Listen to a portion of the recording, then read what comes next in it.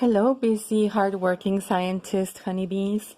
Let's turn on our brain, run, run, run, run, and our busy honeybee wings, bzzz. And let's give our magic wand to Playful Heart. He's going to hold it for us while we read this wonderful book called Duck at the Door, written by Jackie Urbanovic. Look at the title page here. It's a little different. You see, here's in the front cover, he is at the door. And here in the title page, he's walking in the snow.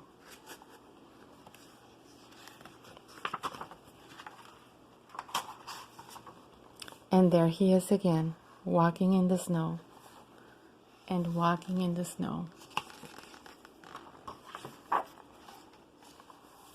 Now look, there's the snow flurry. It was a quiet night until thunk, creak, knock, knock, knock. Someone is out there. But who? Look at all the animals in the living room and two kittens coming out of the bedroom. Let's go ask Irene. And all the animals run up the stairs. She always knows what to do. And there they go, all running or flying. You see, some birds are flying. Irene, cried Brody, help! Someone is knocking at the door. It's the middle of the night, said Irene. Who could be knocking on our door? So there goes Irene. She's going to open the door. So they all look outside. It's a duck. Look at the duck buried in the snow.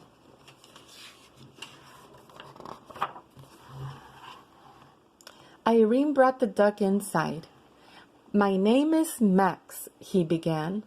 I was born in the spring, and I loved it. I stayed behind when my flock flew south because I thought I'd love winter too. But it turned out to be cold and very lonely. You see, the animals are all sitting gathered around the duck, while the duck is telling them the story. And he's wrapped up in a blanket. Winter isn't so bad when you have a warm home, said Irene. At first, Max had a lot to learn. You see, he's looking at the phone ringing, reading a magazine, drinking milk from a glass. Look at the dog looking at the duck. It doesn't seem normal for a duck to drink out of a glass. You see, he spilled all the milk. In January, he learned to use a remote control. He enjoyed Wild Kingdom and Worldwide Wrestling. In February, he discovered he had a flair for cooking. See, he's cooking, making a mess, and watching a cooking show in the kitchen. See, the kitchen sink is all dirty. By March, he had made himself right at home. You see, he's jumping in the bathtub with Irene. But by April, it was clear that Max had learned too much. There goes another Saturday night. Another rerun. Rerun, I've got it memorized. Gimme! And look, they're fighting. The kitty wants to get the TV remote from the duck. Uh-oh, there seems to be a little trouble.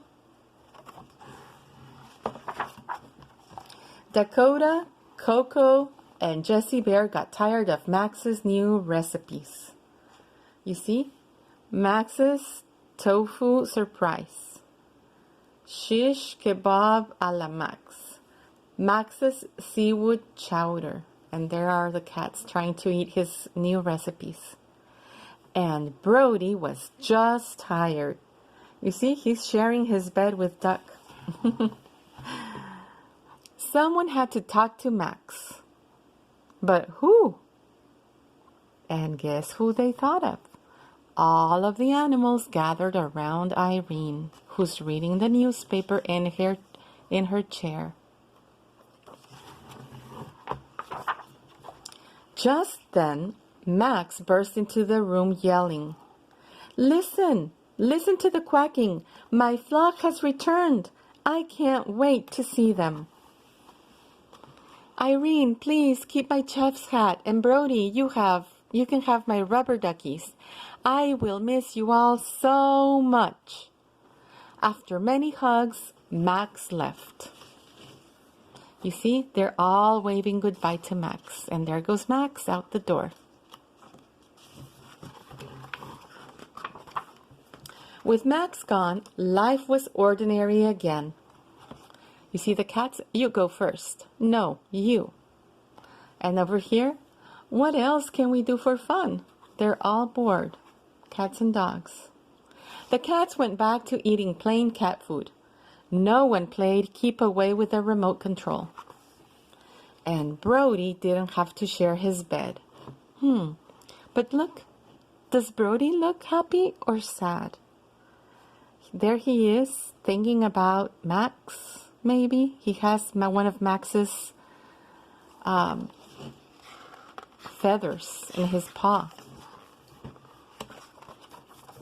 Life was so quiet that by October, everyone was happy to hear the sound of quacking.